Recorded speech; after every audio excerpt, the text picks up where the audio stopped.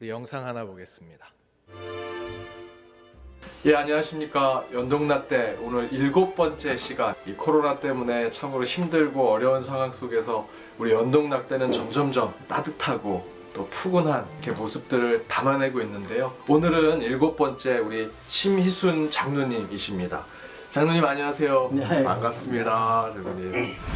저는 연동교회 은퇴 장로님으로서 교회에 지금 봉사하고 있습니다. 감사합니다. 성함. 심희순 장로라고 합니다. 예. 지난 5월부터 준비된 우리 연동라떼, 우리 어르신들의 간증을 듣고 또 그동안 살아오셨던 인생의 삶을 이야기 나누는 연동라떼가 7번째까지 왔습니다. 지난주에 저희들 그 연동라떼와 관련해서 우리 신문 기사에 우리 유튜브 채널에 대한 기사도 나오고 또 연동라떼에 대해서 자세한 또 소개가 기사로도 나오기도 했습니다. 그런데 또다시 우리 코로나19 바이러스의 제3차 유행이 시작되는 조짐이 보이고 있습니다. 다음 주에는 앞서 함께 우리가 기도했던 고산 자녀들 시험도 있고 또 연말 연시에 많은 모임과 계획들을 여러분 가지고 있으실 텐데 그 가운데 더욱 신앙과 믿음을 지켜가야 함에도 불구하고 코로나로 그러지 못하는 상황이 참으로 안타깝습니다. 그렇지만 교회 유튜브 채널을 통해 예배와 설교, 성경 공부와 간증, 다양한 신앙 컨텐츠로 같이 동참하시고 그 가운데 여러분 댓글도 달아주시고 아이디어도 저희 주시면 우리 연동교회 성도님들과 함께 호흡해가는 우리 교회의 모습이 되리라 저는 믿습니다. 그래도 무엇보다도 함께 교회에 함께 모여서 반갑게 악수도 하고 교회 마당에 335 모여서 이야기 나누는 그때 그날을 소망하면서 오늘 이 말씀 가운데 특별히 대림절 첫 번째 주일 예배 가운데로 나아가시는 저와 여러분이 되기를 주님의 이름으로 축복합니다. 오늘은 마태복음의 말씀 46번째 나사렛 사람 예수라는 제목으로 함께 말씀을 나눠보고자 합니다. 예수님의 호칭 가운데 가장 많이 불려지는 호칭이 나사렛 예수입니다. 나사렛 예수. 제가 미국에서 사역할 때 새가족반을 맡아서 담당했던 적이 있습니다. 그때 정말 교회 처음 오시고 예수의 이름을 처음 들어보신 분들이 꽤 많으셨습니다. 그래서 그분들에게 예수님에 대해서, 교회에 대해서, 구원과 복음에 대해서 말씀을 전하는데 처음 예수님에 대해서 이야기 들을 때 제가 이제 나사렛 예수라고 하는 표현을 사용하면 그분들이 이렇게 질문하시는 분이 있습니다. 나사렛은 이름이고 예수는 성입니까? 미국식으로 이해를 하는 거죠. 에브라함 링컨, 도널드 트럼프처럼 에브라함 링컨 하면 에브라함이 이름이고 링컨이 성입니다. 그렇게 나사렛 예수도 마치 그렇게 받아들여서 이해하신 분도 계셨습니다. 막상 들어보니 그럴 수 있겠다라는 생각이 듭니다. 미국에서 오래 살면 나사렛 예수라는 이름이 저희는 이미 알고 있지만 처음 교회 오신 분들, 예수님을 처음 믿는 분들은 미국식의 이름이구나라고 생각을 하는데 사실은 그렇지 않죠. 이미 저와 여러분이 알고 있는 대로 나사렛 예수의 이 나사렛은 한 지명, 마을, 어느 장소의 이름을 이야기합니다. 나사렛에 사는 예수라는 이름이죠. 이렇게 설명드리면 좀 더 이해가 편할 것이라고 생각이 듭니다. 예전에 사역했던 교회에서 성도님들이 한 권사님을 군사니라고 얘기했습니다. 그래서 저는 권사님 해야지 왜 군사니 하는가 잘 들어봤더니 권사님이 아니고 군사니라고 얘기하는데 그 군사니라고 하는 이름의 뜻이 뭐냐면 전라북도 군산에 살고 계신 이씨섬을 가신 권사님이라는 뜻이었습니다. 예전에 저희가 이름 대신에 그 지역을 이름을 붙여서 부르는 호칭들이 있었죠. 예천댁, 문경댁, 군산댁 이런 식으로 그 지역의 출신 지명을 붙여서 이름을 부르곤 했었습니다. 마치 그렇게 그 권사님이 권사님 대신에 군사니 그 이름을 부르는 게 재밌어서 그분을 군사니 부르니까 그것이 마치 진짜 이름처럼 불렸던 것을 제가 예전에 보았습니다. 성경에도 그런 표현들이 있습니다. 막달라 마리아라고 했을 때 막달라가 이름이고 마리아가 성이다. 그렇지 않습니다. 막달라라고 하는 마을에 사는 마리아라는 것이죠. 아리마대 요셉이라는 사람도 있습니다. 아리마대 요셉도 뭐 이름과 성을 얘기하는 것이 아니라 아리마대라고 하는 마을, 그 지역에 사는 요셉, 가룟 유다도 같은 뜻을 가지고 있습니다. 이처럼 예수님도 나사렛 예수라고 부르는 것은 유명한 성인을 부를 때 호를 부르거나 또는 필명을 부르거나 또 신비로운 가명을, 뭐 유명인들은 그런 것들을 쓰죠. 근데 예수님이 나사렛 예수는 그런 뜻을 가지고 있는 것이 아니었습니다. 그저 우리 예수님은 우리 일상에서 평범하게 저희가 사용하던 문경댁, 예천댁, 군산댁 이렇게 부르는 것처럼 나사렛 예수도 그런 의미를 가지고 있었습니다. 그런데 오늘 23절에 이 나사렛 예수라는 말씀뿐만 아니라 사실 전체 본문을 보면 나사렛이라고 하는 장소 외에도 두 곳의 장소가 더 나오는데 그 장소에 대한 영적인 중요한 메시지가 우리에게 전해지고 있습니다. 그 세 가지의 장소를 잠시 살펴볼 텐데 첫 번째는 애굽입니다.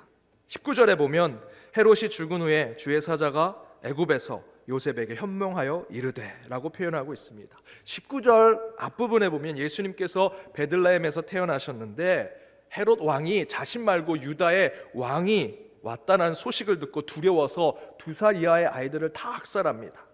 그래서 천사를 통해 그 소식을 들은 육신의 어머니, 예수님의 육신의 부모인 요셉과 마리아에게 나타나서 애굽으로 가라 라고 천사의 얘기를 듣고 그들이 애굽으로 가게 되죠.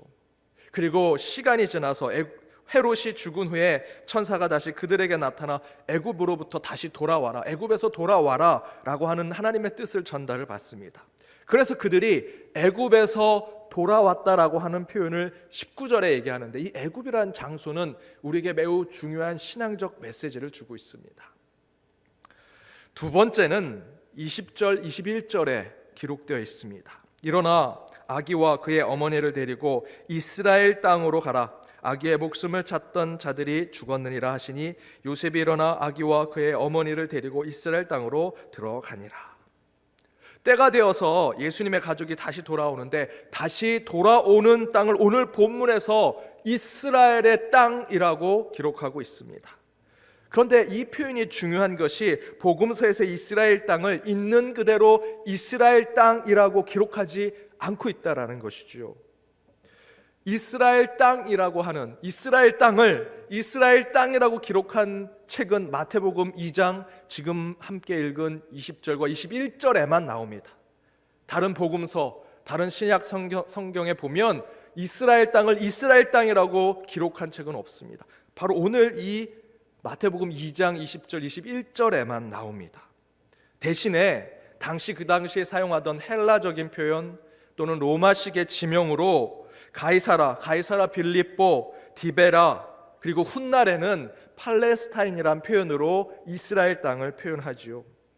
그런데 예수님의 탄생을 기록한 이 마태복음은 유대 땅, 베들레헴, 베냐민, 이스라엘 땅이라고 하는 이스라엘 백성들이 사용하는 그 표현을 기록하면서 과거의 지명으로 매우 중요한 이스라엘 땅을 기록하는 것으로 우리에게 영적인 메시지를 주고 있습니다.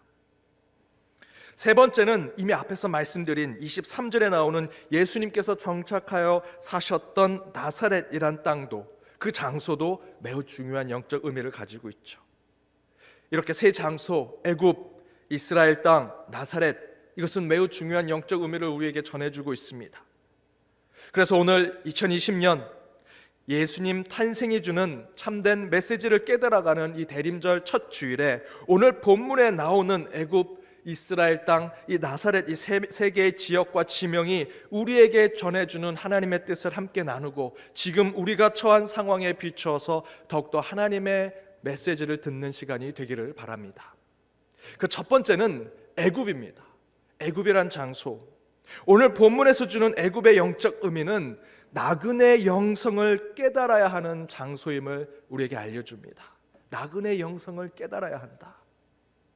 예수님의 탄생의 때 그리고 예수님의 어린 시절에 예수님께서 본향인 이스라엘의 유다 땅이 아니라 애굽이라고 하는 이방 땅에 사셨다라는 것은 매우 중요한 영적 의미를 가지고 있습니다.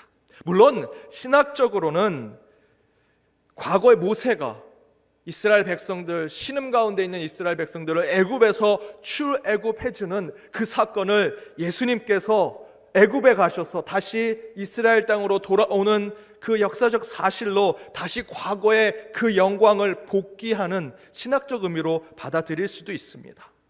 그러나 예수님이 애굽으로 가신 피난의 여정, 그리고 타국에서의 그 외롭고 힘든 삶을 생각하면 예수님께서 애굽에 사셨다는 그 의미 자체로 그것이 신학적인 매우 아주 거창한 의미를 해석하는 것보다는 그 있는 그대로를 받아들일 필요가 있습니다.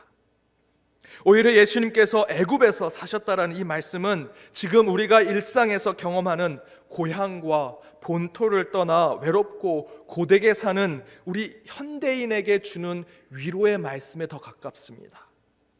그래서 바로 그 어린 시절 애굽에서 사셨던 예수님의 모습은 우리에게 나그네 영성을 깨닫게 하는 것입니다. 곧 고향을 떠나 외롭고 쓸쓸하며 힘든 인생을 위로하는 말씀이 된다라는 것이죠. 실제로 이 말씀을 타국에 사는 재외 동포들이 있는 이민교회에서 이 말씀을 전하면 그 이민교회에 있는 성도님들은 큰 은혜를 또 큰 위로를 받게 됩니다. 나만 이민자가 아니구나, 나만 타향살이를 하는 것이 아니구나, 우리 예수님도 어린 시절 애굽으로 떠나가서 그 애굽에서 이민자의 삶을 사셨구나, 내 자식만, 나만 타국에서 2세로 사는 게 아니구나, 예수님도 애굽에서 유다의 이스라엘의 2세로 사셨구나, 그 마음으로 이 말씀에 깊은 공감을 하게 되고요, 동병상련 예수님과 같은 마음을 그 이민교회 이민자들은 생각하면서 이 말씀 가운데 위로를 받고 회복을 얻습니다. 그래서 제가 매번 예배 끝에 축도할 때마다 우리 연동교회, 해외에 있는 연동교회 디아스포라를 위해 축복 기도를 하는데, 여기 연동의 디아스포라에는 우리 선교사님들을 포함하고 더불어서 우리 연동교회 함께 예배를 드렸던 우리 연동의 식구들 가운데 해외로 떠나 있는 우리 연동의 가족들, 유학 중에 있는 자녀들, 이민을 간 연동의 가정들, 먼 지방에서 함께 예배 드리지 못하는 연동의 식구들을 위해서 제가 그렇게 기도하는데, 가끔 종종 그 먼 곳에서 제게 문자와 메시지를 주십니다. 목사님이 축도할 때마다 해외에 있는 연동의 디아스포라를 위해 기도해 주실 때마다 우리가 힘을 얻습니다. 그런데 제가 그렇게 하는 근거는 바로 오늘 말씀, 예수님께서도 바로 타향살이를 하셨다는 겁니다. 애굽에서 어린 시절을 보내셨다.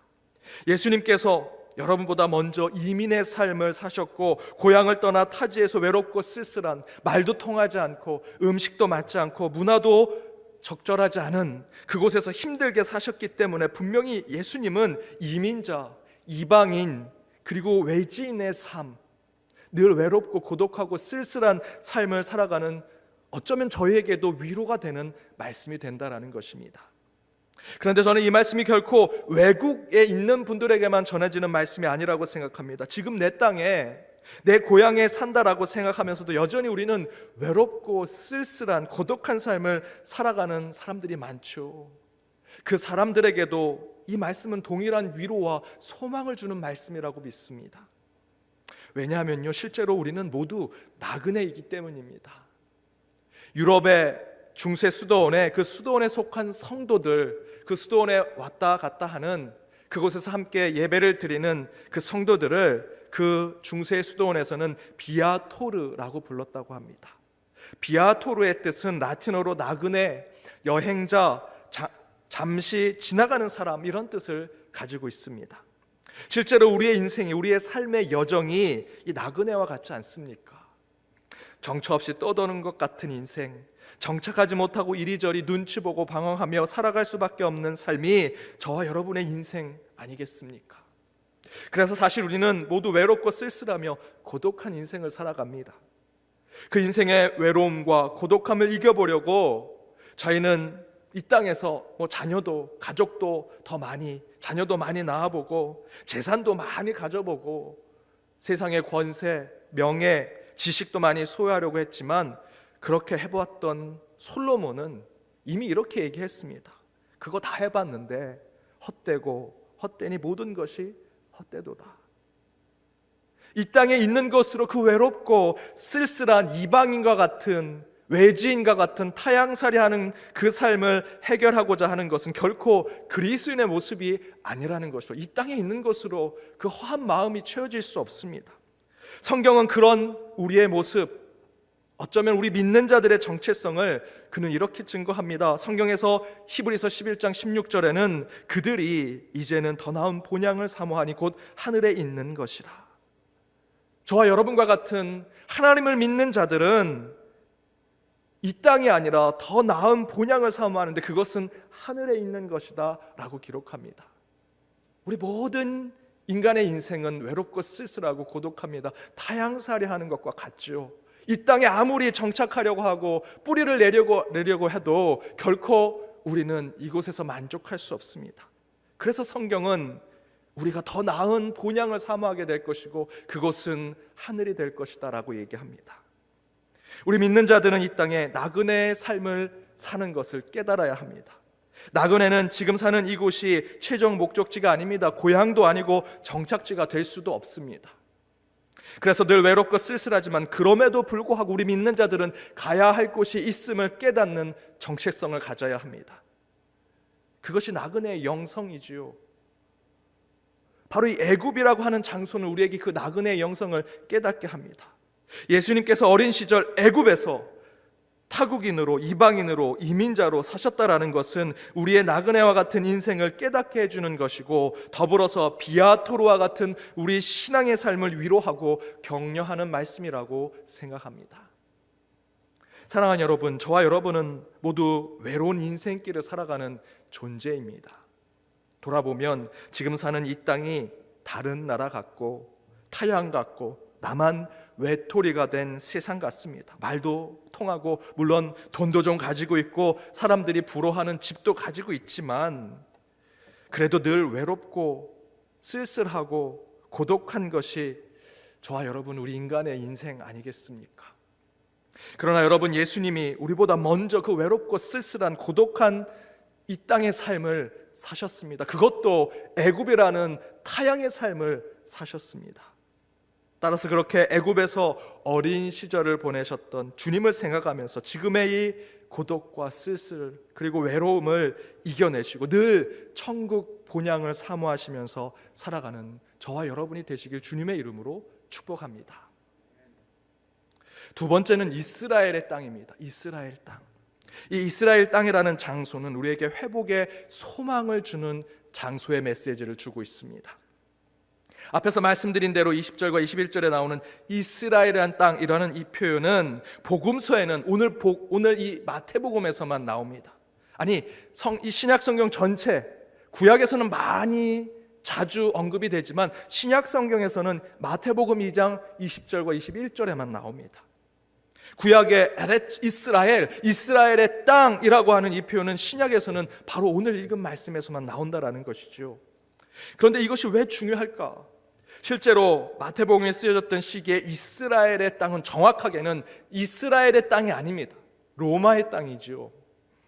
그래서 다른 복음서나 바울 서신, 신약의 다른 책들을 보면 자기 스스로 검열하듯 이스라엘 땅, 에레츠 이스라엘이라는 표현을 사용하지 않습니다.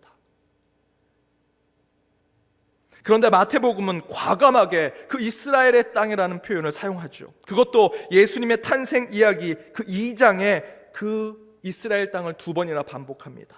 그 의미는 곧 예수님의 탄생과 예수님께서 애굽으로 피난 가셨다가 다시 돌아오는 것이 바로 수천 년 동안 이스라엘 백성들과 하나님이 약속했던 그 땅, 에레츠 이스라엘, 이스라엘 땅으로 돌아오는 것이라고 이 마태복음 2장에서는 기록하고 있죠.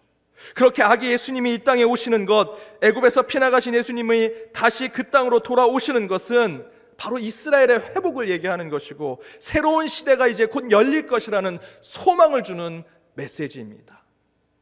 다시 고향으로 돌아왔다, 부모가 있던 집으로 왔다, 본국으로 돌아왔다라고 표현해도 되는데 마태복음의 기자는 사용해서는 안 되는, 그때 당시는 누구도 그런 표현을 사용하면 잡혀갈까 두려워하는 에레츠 이스라엘, 이스라엘 땅이라는 그 표현을 과감하게 사용하고 있습니다.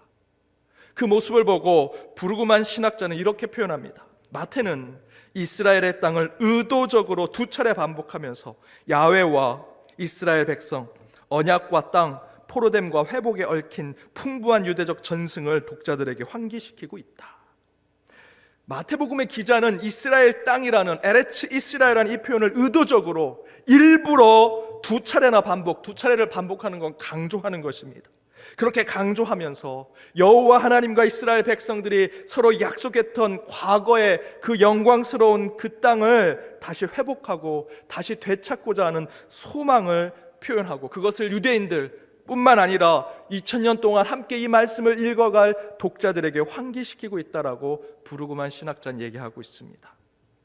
따라서 곧 예수님의 탄생 이야기가 담겨진 이 말씀에서 이스라엘의 땅, 에레츠 이스라엘이 유일하게 의도적으로 표현된 것은 예수님이 이 땅에 오심이 우리에겐 반드시 무엇인가 회복을 허락하는 것이고 우리에게 소망을 주고 있는 것을 보여주는 장소의 메시지입니다.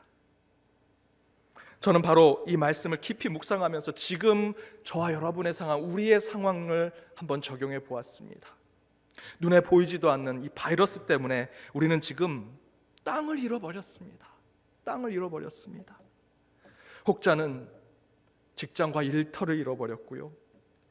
제가 사는 사택 바로 밑에는 아이들이 뛰노는 놀이터가 있었습니다. 작년에는 그곳에서 아이들이 너무나 시끄럽게 떠들어서 애들이 좀 조용했으면 좋겠다라는 생각까지 했었습니다. 그럼에도 불구하고 그렇게 아이들이 신나게 재미있게 뛰어노는 그 모습이 너무 아름다워 보였습니다.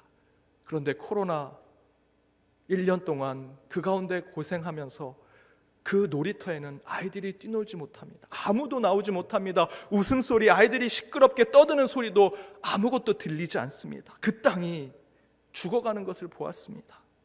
아이들의 땅, 아이들의 쉼터의 그 땅을 코로나에 빼앗겨 버렸습니다. 도대체 코로나가 뭐라고 우리의 땅까지 잃어버리고 숨죽여 꽁꽁 숨어 살아야 하는지 모르겠습니다. 그 가운데 가장 가슴 아프게 빼앗긴 땅은 바로 이곳, 이 성전의 땅, 하나님의 거룩한 이 성지 동산과 같은 이 예배당을 우리는 잃어버린 것입니다.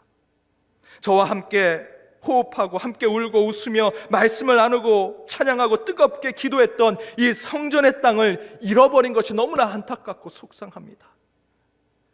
저는 또다시 텅 빈 성전에서 마치 모든 것을 잃어버린 채 말씀을 전하고 있습니다.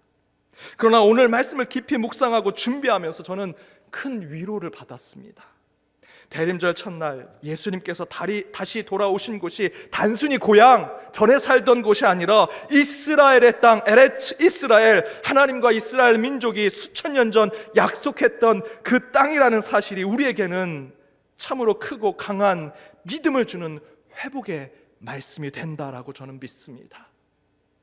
저는 확신합니다. 예수님께서 이 이방의 땅이었던 애굽에서 다시 돌아온 것이 수천 년 동안 외세로부터 빼앗기고 상처입고 고난받았던 약속의 땅 이스라엘 땅이라는 것은 곧 우리에게도 코로나로 잃어버린 성전을 찾게 하는 회복의 말씀이 되고, 경제적으로 어려움으로 떠나버린 직장과 일터를 회복하는 말씀이 될 것이며, 세상의 수많은 고통의 문제로 상한 심령이 된 우리의 영혼에 회복을 주는 소망의 말씀이 됨을 저는 믿습니다. 사랑하는 여러분, 왜 예수님께서 아기 예수님으로 오셨을까? 예수님도 지금 우리가 겪는 코로나와 같은 고난을 그 어린 시절 애굽에서 경험하셨습니다. 그래서 예수님도 애굽으로 떠나셨지만 다시 돌아오시지요. 분명히 돌아오십니다. 그냥 돌아오시는 것이 아닙니다. 모든 것이 회복되고 온전하게 되며 다시 감사와 기쁨을 누릴 에레츠 이스라엘, 이스라엘 땅으로 돌아오심을 약속해 주십니다. 바로 이번 대림절은 그 회복을 위해 그 오시는 예수 그리스도를 다시 소망하며 함께 그 신앙을 세워가는 이 대림절 기간이 되길 주님의 이름으로 축복합니다. 세 번째 장소는 나사렛입니다. 나사렛. 이 나사렛이라는 장소의 영적인 의미는 은혜의 신앙을 깨닫게 해준다라는 것입니다. 은혜의 신앙을 깨닫게 해준다. 곧 연약한 우리에게 힘을 주시겠다라는 메시지를 가지고 있습니다. 23절에 예수님께서 애굽에서 이스라엘 땅으로 돌아오시고 구체적으로 정착하신 곳이 나사렛이라고 얘기하죠. 그런데 이 나사렛이라는 뜻은 히브리어로 네체르라고 하는 어원에서 출발합니다. 이 네체르라고 하는 이 어원이 나와 있는 성경 구절이 이사야 11장 1절입니다. 이사야 11장 1절에 보면 줄기의 한 싹, 한 가지라는 표현이 나오죠. 또한 이사야 53장 2절에 3절에 보면 연한 순, 마른 땅에 나온 줄기라는 표현이 사용됩니다. 그리고 그 아래 구절에 보면 이런 표현이 나오죠. 고운 모양도 없고 풍채도 없는, 우리가 보기에는 흠모할 만한 아름다운 것이 없는 것, 바로 그것이 네체르라고 하는 나사렛의 어원이 출발하는 성경의 표현입니다. 간단히 나사렛은 나무 격가지, 별 볼 일 없는 주변, 연약한 나무의 순이라는 뜻으로 쓰였습니다. 따라서 나사렛이라는 이 표현은 연약함, 나약함, 별 볼 일 없는 것이라는 뜻이라고 할 수 있죠.